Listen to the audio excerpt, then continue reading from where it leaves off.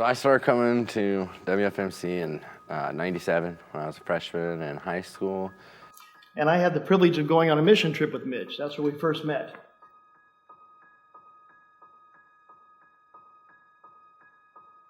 Coming back to WFMC, I was really vulnerable. I was finishing up being on parole and really just searching out answers in my life and believing the lie that I wasn't that good, wasn't good enough to be here. And that's when I reconnected with Steve again. God brought us back together. And we started having coffee and just connecting about life and sharing about Mitch's journey and decisions he was making at that point in time. And I was just celebrating with him that God had gotten a hold of his heart and was starting to bring him back in here. And also I invited Mitch to come and join our small group.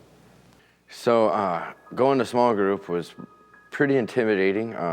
Having stepped even one step further out of the church, going into somebody's home, being surrounded by people a little bit older than you.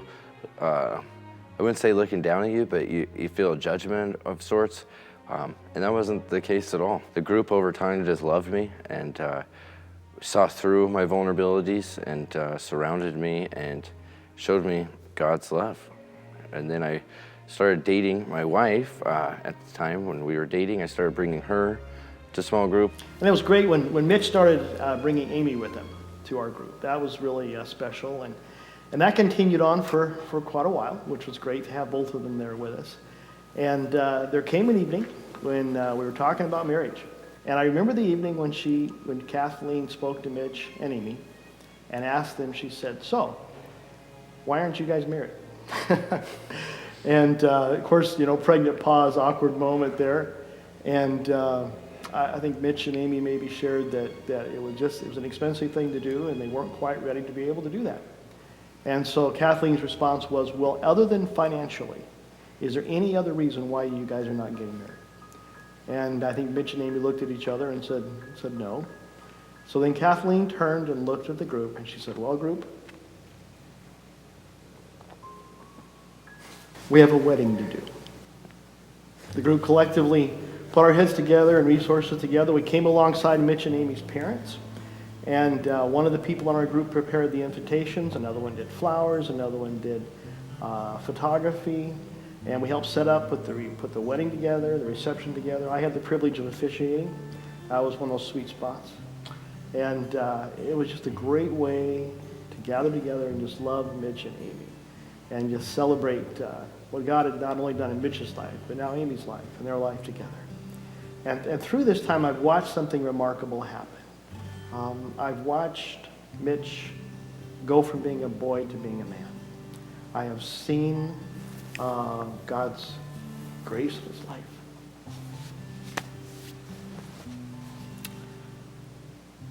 I have seen him love his family. I've seen him step up, love his kids, and fill a lot of roles, and just celebrate that. So it was a blessing to Mitch and Amy, but I know it was a blessing to all of us as well.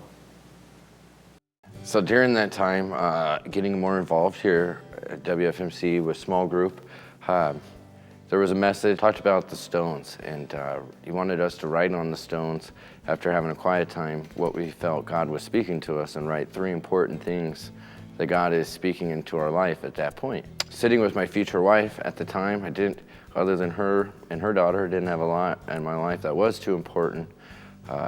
Physically, but I knew that God was important and wanted to respond. And I wrote 3 things I felt that was really speaking in my heart.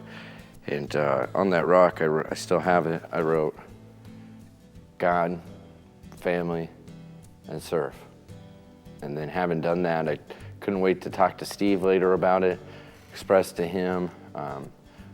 Shortly thereafter, I joined Greeter Welcome Ministries and have been doing that for the last 6 years.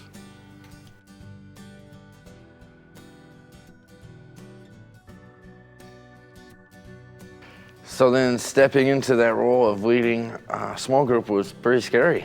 Me and my wife, we took some time and we had to really pray about it. Again, the lies started to creep back in, where I was being told in my head, "You're not good enough. You've got this in your past." And this time, though, I was really able to fight it and say, "No, you are good enough. God's chosen you." And it was scary, but it's fun to serve God in that regard, to step out and to be vulnerable.